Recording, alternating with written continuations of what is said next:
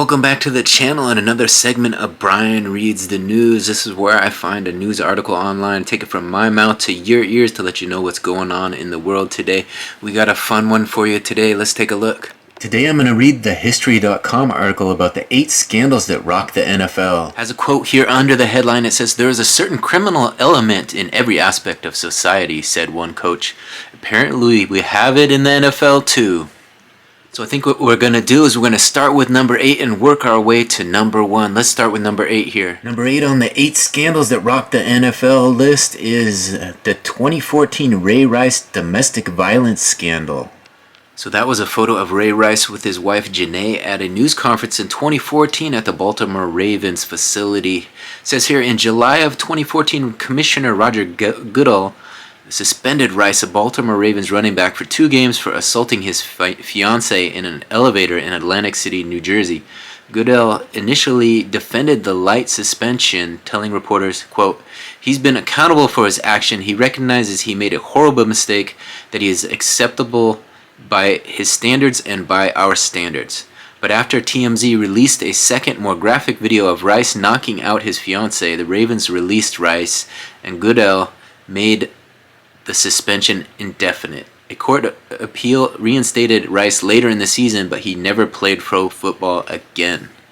At number 7 on the list of 8 scandals that rock the NFL is the 2012 New Orleans Saints Bountygate. In the Bountygate scandal, the NFL suspended several Saints, including head coach Sean Payton and defensive captain Jonathan Vilma, for involvement in a system allegedly run by defensive coordinator Greg Williams, in which players received bonuses for injuring opposing players. Vilma, a linebacker, reportedly offered $10,000 to anyone who knocked out quarterbacks Brett Favre of the Minnesota Vikings or Kurt Warner of the Arizona Cardinals from playoff games in 2009. With the money allegedly provided by Williams, Vilma and Payton were suspended for the season. 3 other defensive players and Saints GM Mickey Loomis were also suspended for multiple games. Williams was suspended indefinitely but later reinstated. In Payton's absence, Joe Vitt was named interim head coach, but he was subsequently suspended by the NFL for knowing about the bounty system and failing to intervene. For the first 6 games of the season, the Saints were coached by offensive line coach Aaron Kromer. The Saints, 13-3 in 2011, finished with a 7-9 record in 2012 and set a record for most yards allowed in a season by a defense. At number 6 on the list of 8 scandals that rocked the NFL was Michael Vick's dogfighting ring. The article says, in 2007, federal authorities charged Atlanta Falcons star Michael Vick with running an illegal interstate dogfighting ring through his Bad News Kennels. The allegations against the star quarterback included extortion, gambling, and violent executions of dogs. NFL Commissioner Roger Goodell called Vick's actions cruel and reprehensible and suspended him indefinitely, but the league was more concerned with his actions in funding the betting and the quarterback's association with illegal gambling. After pleading guilty, Vick served 21 months in federal prison before returning to the NFL in 2009 with the Philadelphia Eagles. In 2010, he made the Pro Bowl and earned Comeback Player of the Year. At number 5 on the list of 8 scandals that rocked the NFL was the 2007 and 2015 New England Patriots scandals. Article says here, in the Spygate scandal of 2007, the Patriots were accused of taping the New York Jets' defensive signals from the sidelines during a game. Quote, "I respect the integrity of the game and always have and always will," New England coach Bill Belichick said in a statement after the taping was revealed. But 4 days after the incident, the NFL fined Belichick $500,000 and the Patriots were required to forfeit a first-round pick. The team was also fined $250,000. The NFL destroyed the Spygate game tape of the Jets game, a decision that remains controversial. 8 years later, the New England quarterback Tom Brady was accused of intentionally deflating footballs before the Patriots' 45-7 win in the 2014 AFC Championship game against the Indianapolis Colts. The tactic supposedly gave the quarterback a better grip of the football. After a lengthy investigation into Deflategate, the NFL suspended Brady for 4 games because he was generally aware of the scheme, fined the Patriots $1 million, and took away 2 draft picks. New England won the Super Bowl that season anyways. At number 4 on the list of 8 scandals that rocked the NFL was the 1984 Baltimore Colts skip town. Article says here, unhappy with declining attendance and outdated stadium, Baltimore Colts owner Robert Irsay repeatedly threatened to move his team to a new city, but no one expected the team to flee to Indianapolis in a fleet of moving vans in the middle of the night. Indianapolis had offered Irsay a sweetheart deal to leave the Colts' longtime home. After the Maryland legislature passed a bill on March 27, 1984, authorizing Baltimore to seize the team via eminent domain, the Colts moved out of their team facility the next night during a snowstorm. The move was accomplished quickly and at no cost to the Colts by the Mayflower Moving Company, run by a friend of Indianapolis mayor.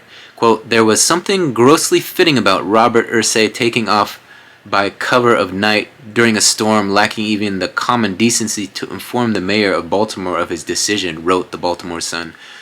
What a pity the Baltimore's love affair with the Colts must end in such an unseemly manner. In 1996, the NFL returned to Baltimore, which lured the Browns from Cleveland. At number 3 on the list of 8 scandals that rocked the NFL was 1976 George Atkinson vs. Chuck Noll. It says here, in the 1976 season opener, Oakland Raiders defensive back George Atkinson delivered a concussive hit to Pittsburgh Steelers receiver Lynn Swann during a game. The next day, Steelers coach Chuck Noll complained about Atkinson, telling the media, quote, there is a certain criminal element in every aspect of society. Apparently we have it in the NFL too. Atkinson sued Noll for defamation, and while the jury sided with Noll in the 10-day trial, he mentioned his own player, cornerback Mel Blount, as part of the criminal element. Blount sued Noll, but he dropped his $6 million suit after an 8-week holdout from training camp. At number 2 on the list of 8 scandals that rocked the NFL was the 1963 Bad Bets by Paul Hornung and Alex Karras. In 1963, NFL Commissioner Pete Rozelle indefinitely suspended 2 of its biggest stars, Paul Hornung of the Green Bay Packers and Alex Karras of the Detroit Lions, for gambling on football games and associating with gamblers. Karras, an all-pro defensive tackle, and Hornung, a running back who won the Heisman Trophy at Notre Dame in 1956, regularly bet hundreds of dollars on games. Quote, I did wrong, Hornung said at the time. I should be penalized, in a statement. Rozelle emphasized the 2 hadn't thrown games. Quote, there is no evidence that any NFL player had given less than his best in playing any game. Both players were reinstated after 11 months after Hornung agreed to stay away from gambling mecca Las Vegas, and Karras told a Detroit bar that police said was, quote, frequented by known hoodlums. Hornung, who died in 2020, was elected to the Pro Bowl Hall of Fame in 1986. Karras, who died in 2012, joined him in 2020. And finally, we have reached number 1. It says here the NFL has endured a number of scandals in its 100-year-plus existence, from Spygate and Deflategate to a dogfighting ring and defamation suits. Here are 8 examples of cheating, wagering, or bad behavior that have stirred controversy and given the Football League black eyes. You've heard the other 7, and now at number 1, the number 1 scandal that... At number 1 was the 1925 Pottsville Maroons versus the Chicago Cardinals. It says here, in December of 1925, the Pottsville Maroons, who played in the NFL from 1925 to 28, defeated the Chicago Cardinals 21-7 to claim the league title. At the time, the NFL champion was the team with the best regular season record. Quote, as far as the Chicago Cardinals are concerned, the Chicago Tribune wrote afterward, Pottsville, PA is the hub of the National Football League. But then things got strange. The following week, Pottsville played an exhibition against college powerhouse Notre Dame in Philadelphia in defiance of the NFL's ruling that the game infringed on the territory of Frankfort, Pennsylvania, Yellow Jackets. NFL President Joe Carr suspended Pottsville from the league, making it ineligible for the championship it had won on the field. Sensing a chance to pass the Maroons in the standing and win the NFL title, the Cardinals quickly scheduled and won 2 additional games. In one of the games, a 59-0 Chicago win, the Milwaukee Badgers used 4 high school players who were recruited to play by Cardinals halfback Art Fultz. Carr banned Fultz from the NFL for chicanery, but Chicago was still crowned the 1925 NFL champion. So there you have it, another segment of Brian Reads the News and 8 scandals that rocked the NFL. This again is a history.com article that I found here online. If you like this sort of thing, please consider subscribing and ring that notification bell so that you can become aware of the next Brian Reads the News segment. I like to do these, bring you fun, interesting articles that get you thinking a little and will let you know about what's going on in the world today. If you want, you can subscribe, like I said, and ring that notification bell. I do a daily vlog that you can keep up with. I'm a full-time reseller, and the vlog details my efforts reselling. So kind of a fun new vlog that you can join and join my journey to try to get this channel monetized. I'm working my way to get to 1,000 subscribers and 4,000 hours. I'm about 1/4 of the way there, so if you subscribe, you could really help me out. Watch a few videos, come on back, and let's join the journey. Thanks again for watching this one to the end. We'll catch you on the next one. Bye.